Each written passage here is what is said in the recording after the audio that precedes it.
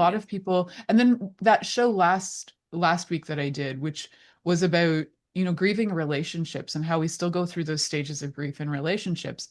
At which point you brilliant people were like, hey, what about grieving the possibilities that we could have had, and when we start grieving the relationships that were with even abusive people. Hmm. And I was like, absolutely, because that grief is real and it kind of messes with your head, right? So, Um, yeah, because last week you were talking all about the grieving of relationships and how it was the good and the positive. And I'm like, I've had a few relationships in my life, both romantic and business, that were not healthy. One was a narcissistic gaslighter that had me convinced I was stupid. And, I've been influenced by a business I was working with that was not healthy. And when those relationships ended, I was still grieving. And that's what confused me. I was still missing it. I'm like, wait a minute.